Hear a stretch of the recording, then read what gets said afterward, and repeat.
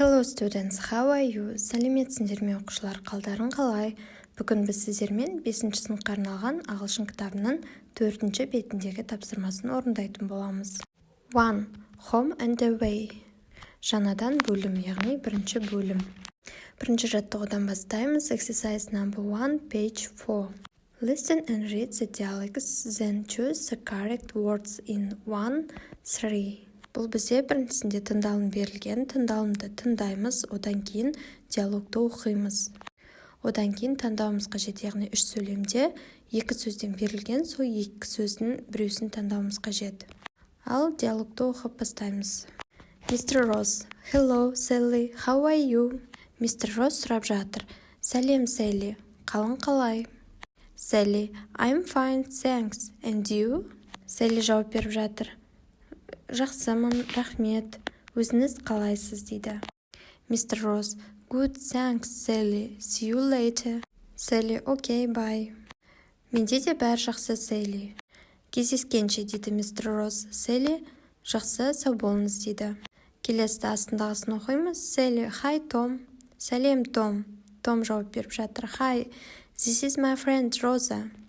She is from Italy. Сәлем, бұл менің досым Роза. Ол Италиядан дейді. Sally, hi, Rosa. Сәлем, Роза дейді. Енді келесін оқимыз. Rosa, what's this in English? Мынау ағылшынша қалай дейді. It is a pencil. Бұл қаламсап. Rosa, oh, yes, thanks. О, я, рахмет. Енді бастапқы 3 сөйлемге қайтадан ораламыз. Бірінші жаттығудың бірінші тапсырмасы. Sally is a student or teacher. Sally студент па, немесе мұғалім ба? Біз таңдауымыз қажет. Біз мәтінді толықтай оқып шықтық. Ол жерде Sally бізде студент. Бірінші сөйлем бізде Sally is a student. Sally студент. Екінші сөйлем Tom and Rosa are friends or teachers. Том және Роза достар, немесе мұғалімдер. Дұрыс вариантын таңдаймыз. Tom and Rosa are friends. Том және Роза достар. Үшінші сөйлемді оқимыз. Mr. Ross is a student or teacher. Mr. Ross студент немесе мұғалім. Дұрыс жауабы бізде Mr. Ross is a teacher. Mr. Ross мұғалім. Exercise number 2. Listen again and practice the dialects. Мәтінді оқып жаттық дейді, яғни тыңда және де оны қайтала дейді. Бұл жерде орындайтын тапсырма жоқ, яғни сіз өзіңіз ауызша оқып шығуыңыз қажет.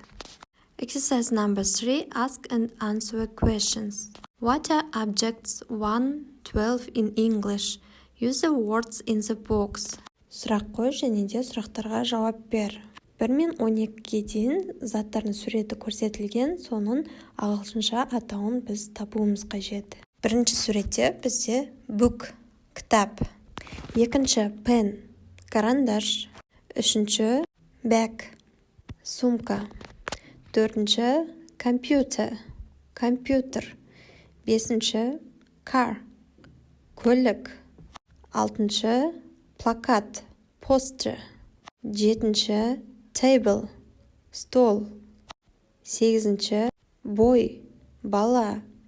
9-ші teacher, мұғалім.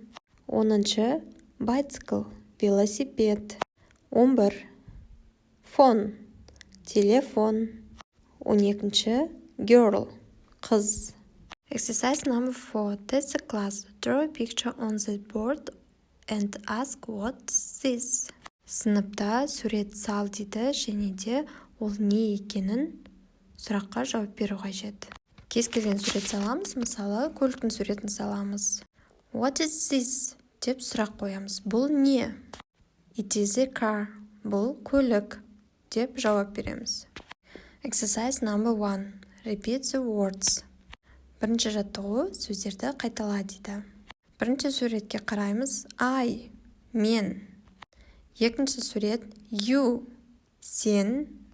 Үшінші суретке қараймыз. Үшінші суретте қыз бен ұлдың суреті көрсетілген. Астында жазуда 3 she, 4 he. Яғни қазақша ол. She дегенді қызға айтамыз, he дегенді ұлға айтамыз. Және де 5-ші it, ол. Өзімізден басқа әлде бір затты айту үшін it деп айтамыз, ол. Exercise number 2. Look at the table and complete the short forms with words in the dialogue on page 4. Бізде екінші жаттығуда есімдіктер берілген. Енді сол есімдіктерді біз қысқартып жазуымыз қажет. Ол үшін 4-ші беттегі мәтіннен біз қысқартылған сөздерді тауып жазуымыз қажет. Бірінші, I am, I'm деп қысқартылады. Екінші, you are, қысқарған түрі you are. Үшінші, he is, қысқарған түрі his. Келесі, she is, қысқарған түрі she's. Келесі бізде it is, қысқарған түрі it's. Exercise number 3. Choose the correct words. Дұрыс сөздерді таңда дейді. Біріншісін оқимыз. Hello, I, is, am, are, толқын деген сөздер тұр. Енді сөйлем құрастырамыз. Hello, I'm толқын. Сәлем, мен толқынмын. Екінші, she's, his, it's, morning. Дұрыс жауабы it's morning.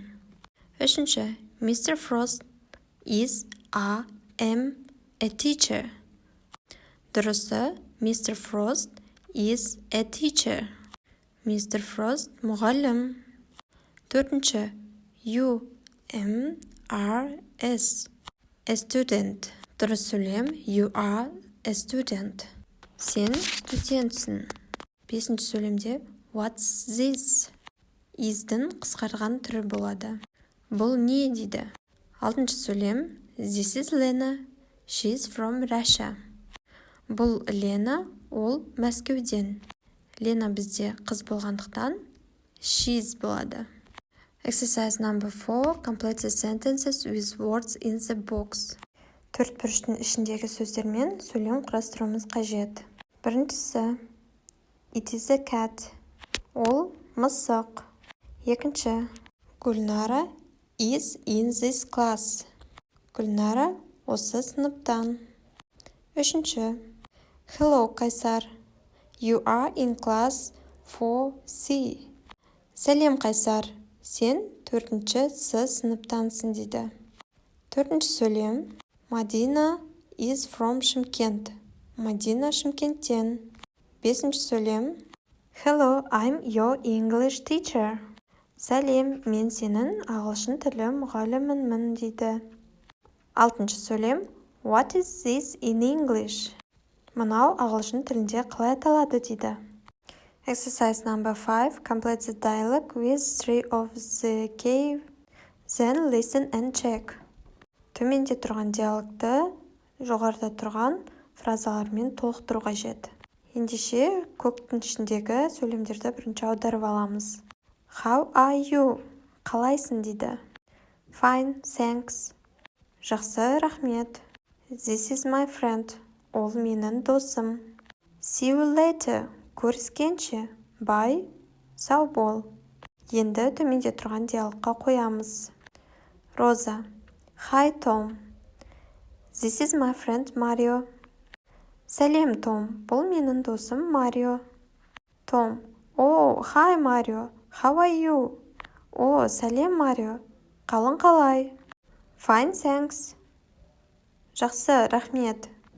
Роза. Okay, see you later. Жарайды, көріскенше.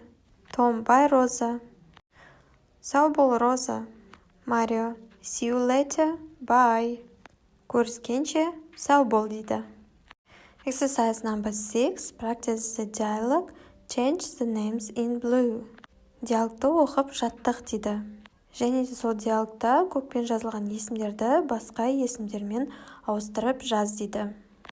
Мысалға, есімдерін осылай ауыстырып, қайтадан диалогты оқып шықсаңыздар болады. Exercise number 7. Work in pairs. Imagine that you are famous people. Say hello and introduce your friend to the class. Елестетейік, сен атақты адамсың. Сәлемде және де достарыңды сыныбына таныстыр дейді. Hi, this is my best friend Айдана. She's from Астана. She's 9 years old. She's like ice cream. Сәлем, бұл менің ең жақын досым Айдана. Айдана Астанадан. Оның жасы 9-да.